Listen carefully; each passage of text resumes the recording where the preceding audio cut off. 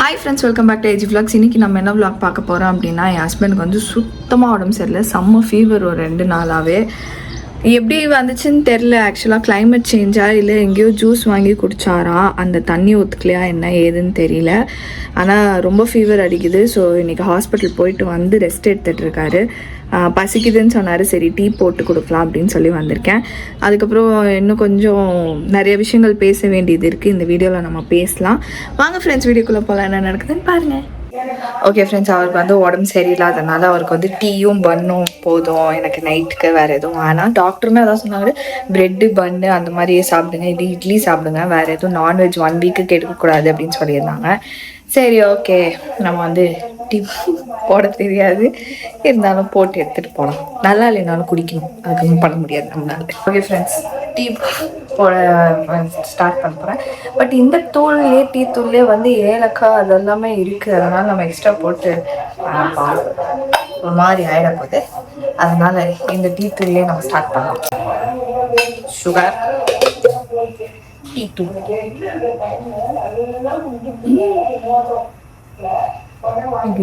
தெரியல பயமாகுதே. ஐயோ,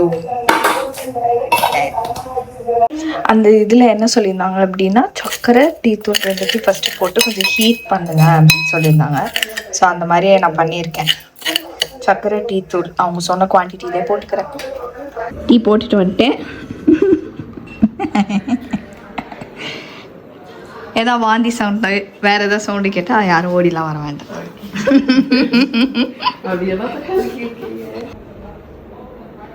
tea smell வருது இல்லை, அதுதான் நமக்கு வேணும். டீ ஸ்மெல்லு வேணும். Take the tea. டீ என்ன அவ்வளோ சுருங்கி போயிட்டு இருக்குது? சரி, இருக்கிற பல்லாம் தான் நான் கொண்டு வர முடியும். இதுவே தூக்கி நீங்கள் ஊற்ற தான் செய்வீங்க. ஆக்சுவலாக நீங்கள் குடிக்கிற ரெகுலர் கப்போட இது பெரிய கப்பு. இப்படிதான் அட்டெம்ப்ட் பண்ணோம். பண்ணுங்க குடிங்க. நீ எடுப்பேன் நான் நினைக்கல. வீடியோல பன் வச்சு சாப்பிட்டுறேன். இருங்க தரேன்.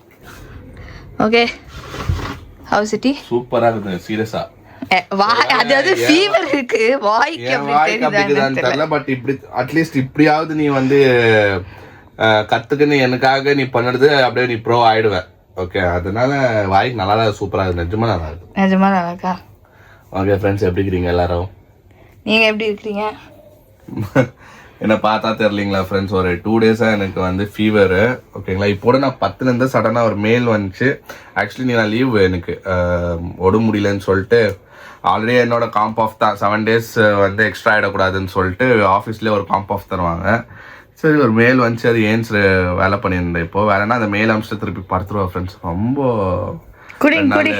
வாய்ஸ் பார்த்தாலும் வந்துருக்கோம். ஆக்சுவலாக என்ன ஆயிடுச்சுன்னா, டீ வந்து போடும்போது கொஞ்சம் இன்னும் டார்க் ஆயிடுச்சு. அப்புறம் கொஞ்சம் பால் மிக்ஸ் பண்ணேன் அதில். ஓகேவா? என்ன போட்டேன்னு எனக்கு தெரியல, ஆனால் ஓகே டீ தூள் சக்கரை அவ்வளோதான். என் வாய்க்கு வந்து நல்லா. நான் ஏலக்காய்லாம் போடலாம்னு நினச்சேன், ஆனால் வந்து இன்பில்ட்டாவே டீ தூள்ல ஏலக்காய் இருந்துச்சு. ஏலக்காய் வேணாப்பா, போதும்.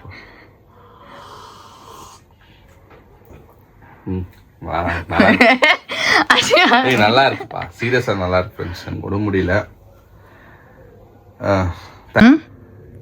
தேங்க்யூ. டீ போட தெரியாதவோ டீ போட்டு எனக்காக நீ பண்ணியிருந்த ரொம்ப நன்றி. தேங்க்யூ. சாப்பிடுங்க. டாக்டர் உங்களுக்கு பன்னு ப்ரெட்டு இட்லி தான் கொடுக்க சொல்லிக்கிறாங்க. 1 வீக்குக்கு நான்வெஜ் சாப்பிடக்கூடாதா ஃப்ரெண்ட்ஸ்? 1 வீக் நேற்று போய் ஊசி போட்டு வந்தாரு. எவ்வளோ டிகிரி? 101. குளிர் ஜுரம். என்ன சொன்னாங்க, இதைத்தான் நீ சொன்ன மாதிரி இட்லி சாப்பிட்ணும், ப்ரெட்டு பன்னு அந்த மாதிரி தான். நான்வெஜ் ஸ்ட்ரிக்டாக 1 வீக் சாப்பிடக்கூடாது. அப்பெல்லாம் சாப்பிடாம இருக்கலாமா? முடியுமா? அதுதான் இன்னும் எனக்கு ஜாஸ்தி ஜுரம் வருது. அப்புறமா மெயின் என்னன்னா ஏசி ஆன் பண்ணக்கூடாதா நைட்டு. ஏசியில் படுக்கவே படுக்காதுன்னாரு. ஏசியில் படுத்தா உனக்கு இன்னும் அது கம்மி ஆகாது. பட் ஆமா தான், நேற்று ஏசி போடாம இருந்தனால தான் இன்னைக்கு காலையில கொஞ்சம் ஓரளவுக்கு ஓரளவுக்கு ஓகே. நேற்று ஏசி போடல ஃப்ரெண்ட்ஸ். நைட்டு ஹாஸ்பிட்டல் போயிட்டு வந்ததுலேருந்து ஓரளவுக்கு. ஆனால் என் வாய்ஸ் ஊசி போட்டாங்க. நீங்களே கேட்டு வாங்கிட்டீங்களா? நானே தான் கேட்டு வாங்கிக்கிறேன். ஆனால் எங்களுக்கெல்லாம் வந்து அவ்வளோ சீக்கிரம் போகாது. இந்த மாத்திரை இல்லலாம் போகாது. ஆமா ஃப்ரெண்ட்ஸ், இவருக்குலாம் வந்து ஊசி போட்டாதான் கேட்கும். நானே கேட்டு எனக்கு ஊசி கொடுங்கன்னு சொல்லிட்டு ஊசி போட்டுன்னு தான் நான் வந்து. என் பாடி எப்படி தெரியுமா, மாத்திரை போட்டா கேட்காது. மாத்திரை போடாம இருந்தேன்னா தான் எனக்கு சரியாகும். அந்த மாதிரி எனக்கு. அதனால தான் என்ன அதே தானே, மாத்திரைலாம் செட் ஆகாது. உங்களுக்கு ஊசி போட்டா இதால எனக்கு அப்பெல்லாம் கிடையாது. எனக்கு ஃபீவர் வந்தாலும் சரி, கோல்டு வந்தாலும் சரி, அப்படியே விட்டுட்டேனாலே சரியாயிடும். நான் அதுக்கு மாத்திரை எடுத்துக்கிறது இதெல்லாம் நான் பண்ணவே மாட்டேன். லைட்டா த்ரோட்டு தான் ரொம்ப கஷ்டம் இருக்கிறது இல்லையே. அதுவும் கொஞ்சம் இருக்கு ஃப்ரெண்ட்ஸ். அதுவும் கொஞ்சம் இது பண்ணிடுவேன். ஸோ கொஞ்சம் நாளா நாங்கள் 2 நாளாக வெளியே போகல. அன்னைக்கோ ஒரு நாள் நாங்கள் வீடியோ வந்திருக்கு, நீங்கள் பார்த்துருப்பீங்க. அது ஏன்னா வரும் உங்களுக்கு, அந்த அடுத்த வீடியோவில் உங்களுக்கு சொல்கிறோம் அது என்ன பிரச்சனை, ஏன் வரல வீடியோன்ட்டுன்னு. ஒன்று என்னோட ஹெல்த் இஷ்யூஸு, இன்னொன்று வந்துட்டு ஒரு விஷயம் வந்து நம்மளுக்கு இல்லாத இருந்துச்சு. அது வந்து நம்ம கொஞ்சம் சரி பண்ணிட்டோம். டெக்னிக்கல் இஷ்யூனால வீடியோ வரல. நைட் இட்லி எல்லாம் பிரெட்டு டீ அந்த மாதிரி தான். நான் நைட் கொஞ்சம் இட்லி அந்த மாதிரி சாப்பிடுவேன், அப்போ தான் நைட் பசிக்காமல் இருக்கும். குளிக்க கூட வேணான்ட்டார் ஃப்ரெண்ட்ஸ் ஒரு நாள். அது வேண்டாம், குளிக்காதீங்க. நாளைக்கு நல்ல சூடாக ஊற்றிக்கோங்க. விட்டுடும் அதான் குளிக்கலாம். ப்ளஸ் இன்னும் என்னன்னா, இந்த டிவியில் இதெல்லாம் பார்த்தாலே டென்ஷன் ஆகுது ஃப்ரெண்ட்ஸ். ஃபோனில் எடுத்து ரீல்ஸை பார்த்தா, ஷார்ட்ஸை பார்த்தாலே இப்போ இருக்கிற ஜென்ரேஷன் ஏன் இப்படி ஆயிடுச்சு, அதனால டென்ஷன் ஆகுது எனக்கோ மோனாக்கும். மெயின்லி வந்து இப்போது ரீசெண்டாக பார்த்துருப்பீங்க, கேரளாவில் ஒரு ஆன விஷயம் வந்து ஒரு குழந்தைய 1.5 வயசு குழந்தைய வந்துட்டு ஸ்டெப் டேடுன்னு நினைக்கிறேன். ஸ்டெப் டேட் தானே அவர் வந்து ஆக்சுவலி அவங்க பாட்டி கஸ்டடியில் தான் இருந்திருந்தான் ஃபர்ஸ்ட் ஃப்ரெண்ட்ஸ். ஒரு ஃபோட்டோ நாங்கள் போடுறோம் பாருங்கள் அந்த குழந்தை. இது நிறைய பேர் ஆல்ரெடி பார்த்துருப்பீங்க. இப்போ நம்ம வியூவர்ஸ்க்கு யாருக்கும் தெரியாதவங்களுக்கு வந்து இந்த இஷ்யூ நான் சொல்கிறேன். அந்த குழந்தை வந்து பார்த்தா, சே இந்த குழந்தை எப்படா நீ வந்து டார்ச்சர் பண்ண மாதிரி இருக்கும் ஃப்ரெண்ட்ஸ். அழகா இருக்கு ஃப்ரெண்ட்ஸ் அந்த குழந்தை. இப்போ 2 கையை வந்து கட்டு போட்டு இப்படி ஒரு வீடியோ வந்து கேரளால வந்து யாரோ ஒரு இன்ஃப்ளூயன்சர் வீடியோ எடுத்துக்கிறாரு. ஓகே, அப்போ வந்து அது ஏதோ பஸ் ஸ்டாப்ல வந்து இந்த மாதிரி போய் கேட்டுக்கிறாரு, எப்படி ஆயிடுச்சு என்ன ஆச்சுன்னு கேட்கும்போது அவங்க அம்மா என்ன சொல்லிக்கிறாங்க, சைக்கிள் ஓட்டி கீழே விழுந்து 2 கை ஒஞ்சிச்சு அப்படின்னு அவங்க அம்மா சொல்லிக்கிறாங்க சிரிச்சுக்கின்னு. ஆக்சுவலாக உண்மை என்னன்னா, அந்த ஆள் இருக்கிறாள் இப்போ அவன் தான் வந்து டார்ச்சர் கொடுத்துனே இருந்தான் அந்த குழந்தைய. 2 கை வச்சிருந்தோம் அவன் தான். ப்ளஸ் இப்போ வந்து நிறைய டார்ச்சராக அவங்க அம்மா வந்து எங்கேயோ வெளியே இருக்கும் போதோ சாப்பாடு வாயில் திணிச்சு சோக் ஆகிற மாதிரி சீன் கிரியேட் பண்ணி ஹாஸ்பிட்டல் கூப்பிட்டு போய்க்கிறான். அந்த ஆள் கூப்பிட்டு போயிட்டு இந்த மாதிரி சோக் ஆகி குழந்தை செத்துச்சு, முழுங்க முடியல அப்படி இப்படின்னு. ஸோ அவங்க டாக்டர் என்ன பண்ணிக்கிறாங்கன்னா, இல்லை ஏதோ சந்தேகமாக இருக்குதுன்னு சொல்லிட்டு டீப் செக் பண்ணும் போது உடம்பு ஃபுல்லாக வந்து காயம். அது என்னன்னா டவுட் கிரியேட் ஆகி போலீஸை கூப்பிட்டு டீப்பாக வந்து செக் பண்ணும் போதோ 55லேருந்து 90, இன்னும் செகண்ட் அட்டம் செக் பண்ணும் போதோ 90 இடத்துல வந்து காயக்குதான் வித் சிகரெட் பட்ஸ் சூட வச்சுக்கிறான் அவன். ஆனால் ஒரு ஆள் அவன் சீரியஸாக ஃப்ரெண்ட்ஸ் ரொம்ப டிஸ்டர்பன்ஸ் ஆயிடுச்சு. ரொம்ப இதெல்லாம் சொசைட்டியில் நடக்குது, பார்த்தாலே பயமாகுது. ஆண் பிள்ளை பெண் பிள்ளைன்னு சொல்ல முடியாது. அந்த பையன் வந்து சின்ன பையன், குழந்தை வந்து ஆண் பையன்தான். ஆண் பையனா இருந்தாலும் இந்த மாதிரி பண்றானுங்க. பெண் குழந்தை வந்து அந்த கோயம்புத்தூர் இஷ்யூ பார்த்துருப்பீங்க. பக்கத்து வீட்டுக்காரன் என்ன பண்ணிக்கிறான்னு பாத்தீங்க. பயமாகுது ஃப்ரெண்ட்ஸ் நினைச்சு. ஏன்னா எல்லாரும் அவங்க குழந்தைங்களை சேஃபா வச்சுக்கோங்க. ஆமா, தயவு செஞ்சு ப்ளீஸ் யார் நம்பியோ வெளியே அனுப்பாதீங்க. யார் நம்பியோ இவங்க மாமா தானே, இவங்க பக்கத்து வீட்டுக்காரர் தானே சொல்லிட்டு யாரையும் நம்பாதீங்க.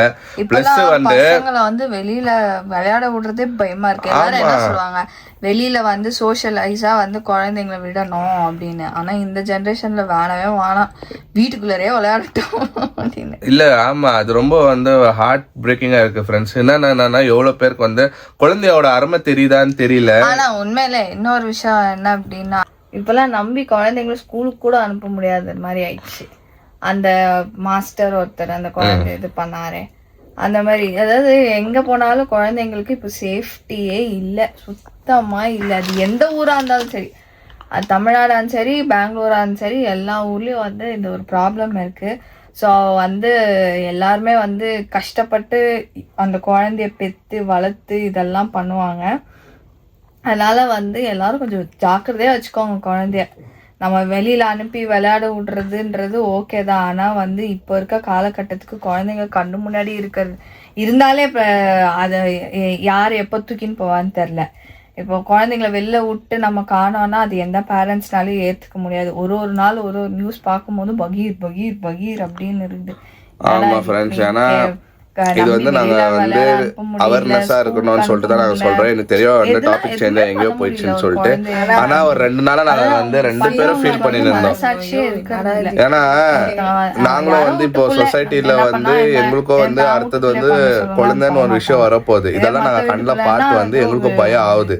ஐயோ எவ்வளோ நம்ம நினைச்சு இந்த ஜென்ரேஷன்ல அப்படியும் என்ன சொல்றது, நிறைய என்ன சொல்றாங்க, கவர்மெண்ட் இமிடியேட் ஆக்ஷன் எடுப்பாங்க, சுட்டுறாங்க, அது இதுன்னு எல்லாமே இருக்கு. ஆனா ஜனங்க யாரும் பயப்படுற மாதிரி எனக்கு தெரியல. அது வந்து நிறைய ஆக்ஷன்ஸ் கவர்மெண்ட்டுக்கு குத்த சொல்ல முடியாது. அவங்க எல்லாத்தையும் பார்த்து ஆக்ஷன்ஸ் நிறைய இதுக்கு எடுத்திருக்காங்க. அதை மீறியும் நாங்க பண்ணுவோம் அப்படி இல்ல, கவர்மெண்ட் எடுக்குதான். ஓகேவா, நான் என்ன சொல்றேன்னா, இதெல்லாம் நிர்பயா கேஸ் ஞாபகம் தான் உங்களுக்கு தெரியல, டெல்லியில ஒரு இஷ்யூ ஆயிடுச்சு இல்லைங்களா. நிர்பயா கேஸ்ல இருந்தே வந்து என்னத்தான் என்கவுண்டரு அப்படி இப்படி இந்த மாதிரி பண்ணா நெக்ஸ்ட் வந்து யாரோ வந்து இந்த மாதிரி பண்ண மாட்டாங்கன்னு ஒரு பயம் அவேர்னஸ் காமிச்சா கூட எங்க நிப்பாட்டினாங்க. இதெல்லாம் ஆயின்ட்டா இருக்கு ஃப்ரெண்ட்ஸ். அதனால நான் அது சொல்லி மற்றவங்களை சொல்லி நம்ம வந்து பிரோஜனம் இல்லை. நம்ம கரெக்டாக நம்ம குழந்தைங்கள கரெக்டாக பார்த்துக்கணும். ப்ளஸ் நீங்கள் வேற யாராவது நம்பி நீங்கள் வாழ போகிறீங்களோ இல்லை கல்யாணம் இப்போ இவங்க கேஸே பார்த்தீங்களே, இந்த குழந்தை அவங்களோட அப்பா வந்து சூசைடா என்னன்னு தெரில, சூசைடா இல்லை அவரை செத்துட்டாரா என்னன்னு தெரில. அதுக்கப்புறமா அந்த லேடி வந்து இந்த பையன் கூட வந்து வாழ வந்துக்குது இருக்கலாம், அது இன்வெஸ்டிகேஷன் ஆயிருக்குது. ஆமா, ஸோ என்ன இருந்தாலும் 1.5 வயசு குழந்தைய வந்து ஒருத்த வந்து இப்படி எல்லாம் பண்றாங்க. அம்மா கண்ணு முன்னாடி தான் வந்து டார்ச்சர் கொடுத்துக்கிறான் எல்லாத்தையும். நீங்க வந்து ஐயோ அவன் மேல இருக்கிற காதலியோ இல்ல அவனால இருக்கிற அன்புனாலியோ அவனை என்ன விட்டு போயிடுவான்னு பயத்தினாலியோ யாரும் இப்படி இருக்காதீங்க. உங்களுக்குன்னு ஒரு இது இருக்கு, ஓகேங்களா. யாரும் இல்லாமல் கூட உங்களால் வாழ முடியுமோ, உங்கள் குழந்தை தான் இம்பார்ட்டன்ட்டு. ஏன் நான் சொல்கிறேன்னா, எங்களுக்கு தெரியும் ஃப்ரெண்ட்ஸ், எவ்வளோ பேர் வந்து எங்ககிட்ட வந்து பர்சனலாக பேசுகிறாங்க, பர்சனலாக வந்து ஃபீல் பண்ணுறாங்க. எவ்வளோ பேர் குழந்தை இது இல்லாமல் இருந்துக்குது, அந்த வரம் இல்லாமல் எவ்வளோ பேர் கோயில் அங்கே இங்கே ஹாஸ்பிட்டல் கையமா 5 வருஷமா 10 வருஷமா குழந்தையே இல்லாமல் எவ்வளோ பேர் வந்து ஃபீல் பண்ணுறாங்க. அவங்களுக்கு கிடைக்காத வரங்களெல்லாம் நம்மளுக்கு கிடைக்குதுன்னா நம்ம அது வந்து ஒரு பெரிய கிஃப்ட் நம்ம லைஃப்பில்.